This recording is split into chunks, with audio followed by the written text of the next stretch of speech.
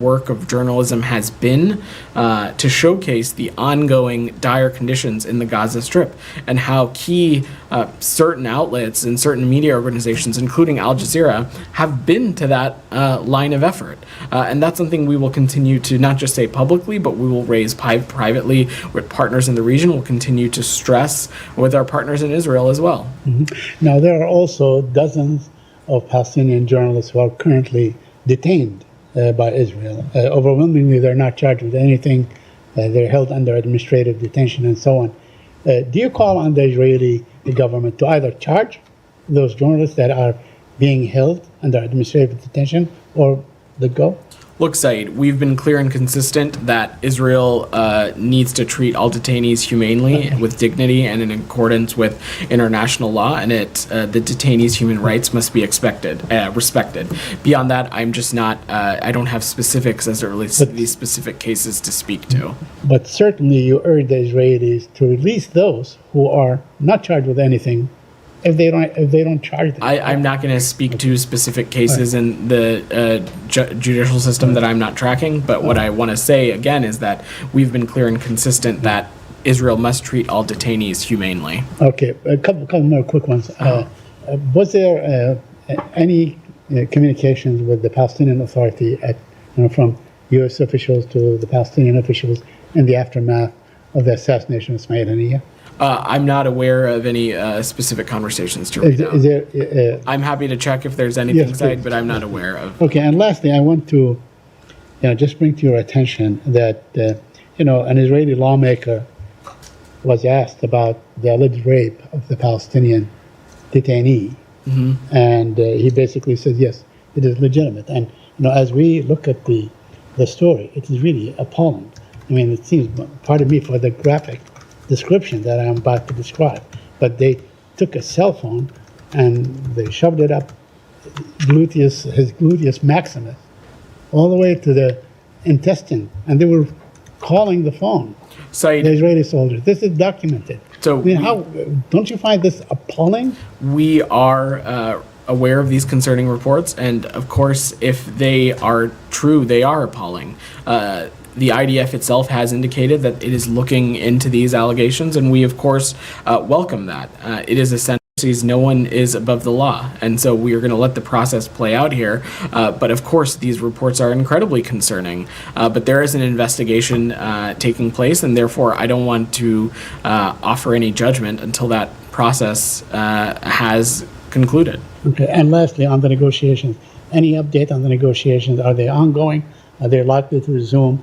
Are they frozen? As I said as recently as yesterday, Saeed, we continue to believe that a deal is not just urgent, but also achievable. We're going to continue to remain focused on working around the clock to narrow some of the gaps. Getting this deal done to bring the hostages home, to end the violence in Gaza, is incredibly important. And for those of you that heard the Secretary at his press conference in Mongolia overnight, he echoed the very same thing. Thank you. Daphne, you had your hand up. Go ahead. Thank you. Can I just follow up on some of the comments Blinken made in Mongolia, Sure. where he said that getting to a ceasefire requires all parties to stop taking escalatory actions? The administration has repeatedly said that Israel has a right to. Administration's view in the past few days that Israel has gone beyond that right at all, and that the actions have been escalatory. I don't have an assessment to offer on the events of the recent days beyond echoing what the Secretary has said. First, of course, that for us to get to a ceasefire, for us to get this region out of endless cycles of violence, for us to create conditions so hostages can come home, we absolutely think a ceasefire is necessary, and one of the ways to do that is to ensure that steps are taken that do not escalate tensions. The Secretary has been engaging with partners in the region despite being in the Indo-Pacific. You all have seen readouts from a number of calls happen where he's been stressing the importance of that message as well. And then you said yesterday that it was still your assessment that Israel was engaging constructively in ceasefire talks. What makes you confident that that is the case? I'm not going to speak to the specifics of the ongoing negotiation process, but the question was posed to us whether we believe Israel was engaging in good faith, and that continued to be the case yesterday and continues to be the case. And are there any plans for him to speak with Israeli counterparts in today or the next coming days? So we engage with our partners in Israel regularly. The Secretary spoke to President Herzog earlier in the week. I don't have any specific calls to preview. As you saw, the White House mentioned, or the National Security Advisor responded to a question about a call between President Biden and Prime Minister Netanyahu that we anticipate will take place later today. But beyond that, I don't have anything to preview. Camilla, go ahead. Just following on the calls that the Secretary's been making over the last 24 hours, 48 hours to Middle East partners, has the department reached out to Saudi counterparts at all to get any kind of reaction on the deaths of Ismail Haniyeh, and also Israel has confirmed the death of Mohammed So Deif? we expect the Secretary to partake in a number of additional partner calls. I'm not going to list them off as a list, but as is consistent, we will make sure to share readouts of those when they take place. But I don't have anything to preview. Is there any concern that the Saudis might have the same sentiment that the Qataris initially had? I'm just not going to speculate on what a call may or may not look like until it's happened. I don't have any specific thing to speculate on. Janie, go ahead. Thank you, Vedant. Provocations. Garbage balloons sent by North Korea to South Korea fell on 3,300 locations, including the presidential office and the Ministry of Defense and the U.S. military bases in South Korea, and even started fires. What is your view on North Korea's continued provocations in an irrational ways? Well, that it is exactly that. It is a provocation. It is something that we find to be reckless and destabilizing, and also just wholly unhelpful. Yeah. Also, there are many Americans living in South Korea. What response measures do you think are necessary? For response measures Many Americans living in South Korea, including military families. Of course. So look, our consular efforts are of vital importance to us. We take the safety and security of Americans incredibly seriously. I don't have any specifics to offer as it relates to efforts in the Republic of Korea beyond just saying that that's something we will continue to address as needed. Tracy, you've had your hand up. Sorry, didn't mean to. No, you're good. To my colleagues' questions on the Middle East. Sorry to go back to the Middle East. All good. On those calls, is Secretary Blinken receiving assurances that these countries are still on board with this process of negotiation, or to the contrary, is he getting people backing out? Like we heard initially from the Qataris, they express reluctance. Let's say. So look, any assurances one way or the others. I'm not going to read out the calls more specifically than we already have been, and certainly I'm not going to speak for other countries. But there continues to be a consensus that a ceasefire deal, one that can, as I've said before, create the conditions for the remaining hostages to return home, create the conditions for humanitarian aid to get into Gaza, create conditions for further diplomacy to take place to get this region out of endless cycles of violence. Our partners in the Arab world, our partners around the world, our allies and partners, all believe that that is in the vital interest of the region, and that work is going to continue to remain ongoing. Thank you. Go ahead. Yeah. A UN report yesterday expressed concerns about the rise of terrorist groups in Afghanistan. The report claims that ISIS and TTP, Tehrik-e-Taliban Pakistan, have more than 6,000 fighters attacking on Pakistani soldiers and pose a threat to regional peace. What are your thoughts on that? So we've spoken a little bit about this before. ISIS-K is a transnational terrorist network that has the ambition and capacity to launch international terrorist attacks. And as we consistently say, we're working to ensure that Afghanistan never serves as a launching pad for terrorist attacks against the United States or our allies. We are taking a whole of government approach to our Afghanistan counterterrorism efforts. We are cooperating with partners and allies, including in the immediate region, and we're working vigilantly to prevent the reemergence of external threats from Afghanistan, including by working with partners to counteract terrorist recruitment efforts as well. So Bloomberg reported another assassination attempt on U.S. citizen and human rights lawyer Gurpratap Singh Pannu by Indian agents. Canadian authorities claim to have arrested 5 Indian nationals planning to target Mr. Pannu at a wedding ceremony. The U.S. is still waiting for the results of internal investigations by India. So what kind of conversations going on with India, like at the diplomatic level on these? So first, as it relates to the news that you mentioned out of Canada, I would refer you to the Canadian government to comment on issues that are happening within their law enforcement system. As we have said before, we continue to expect accountability from the government of India in relation to the alleged role of an Indian government employee in the failed attempt to assassinate a U.S. citizen on U.S. soil that occurred last summer. And we continue to raise our concerns directly with the Indian government at senior levels. Jackson, go ahead. Thanks, Vedant. Speaking of Mark Fogel, did the United States try to get him as part of the deal? So I'm not going to speak to the specifics of the negotiation process, Jackson. What I will reiterate is what you've heard the National Security Advisor say, what I just said earlier to one of your colleagues. We've called for Mark's release on humanitarian grounds, and we'll continue to work that effort in close coordination with our team in Embassy Moscow. And Venezuela's Maduro says he's open to restart dialogue with the U.S. after the Qatar agreement failed. Is the U.S. even interested in dialogue with Maduro at this stage? Well, in the context of Venezuela, it's a little bit important to take a step back here. I think first, in the context of the presidential election specifically, we applaud the Venezuelan people for their participation in the July 28th presidential election. We know that at least 12 million people peacefully went to the polls and exercised their right to vote, and that the sum of more than the 80% of the tally sheets published by the Democratic opposition and received directly from polling stations show that Edmundo Gonzalez received an overwhelming majority of the votes in this election. The CNE's rapid declaration of Maduro as the winner comes with no supporting evidence.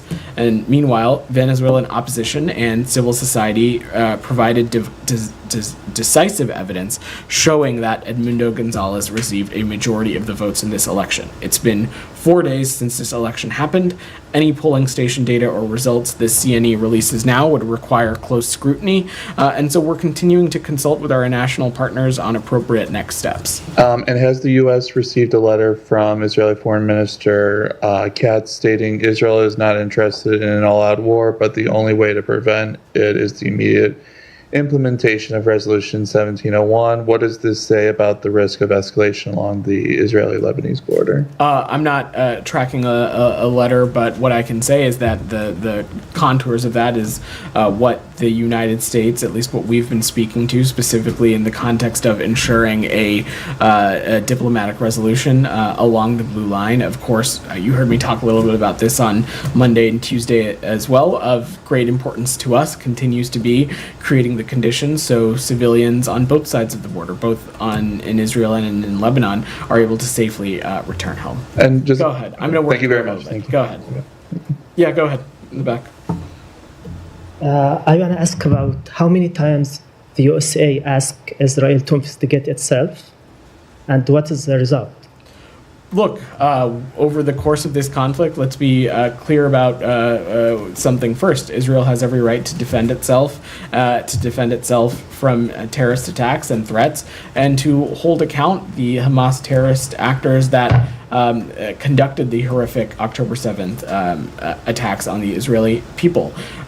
Over the course of this conflict also, when we have taken issue with action, when we have seen inconsistencies in how operations are conducted, when we have seen civilians impacted, when we have seen the flow of humanitarian aid impacted. We have raised those issues with our partners in Israel. We will continue to do so. In some of those instances, we will discuss those privately. In some instances, we'll discuss those publicly, but we'll continue to engage appropriately with our partners in Israel. Will USA will ask a Palestinian civilian to investigate themselves? Pardon me? Will USA will ask civilian Palestinian to investigate themselves?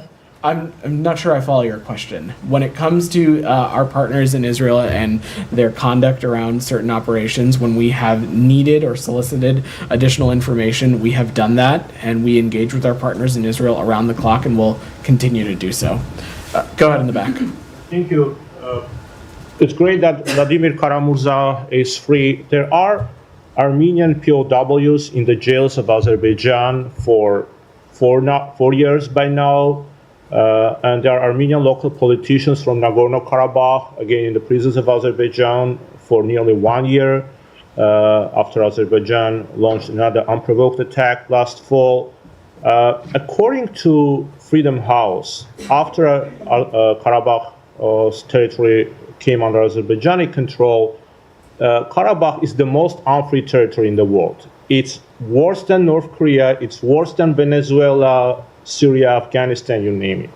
So the question is whether you follow the situation with the collapse of liberties and civil society in Nagorno-Karabakh, if you have any comments on this, and is there anything that this administration can do to help the detained Armenians that are jailed in Azerbaijan, whether you can help them to be released or assist in any other form? Thank you. So, on the context of the broader situation in the South Caucasus, this is something that the Secretary and the Department continue to be deeply engaged on. I don't have any updates for you as it relates to that process. And look, when it comes to detainees, we've been clear and consistent that any country needs to treat all detainees humanely, with dignity, and in accordance with international law, and needs to respect detainees' human rights, and that continues to be true in this case as well. Gita, go ahead. Speaking of Armenia, there was a report a while ago that Iran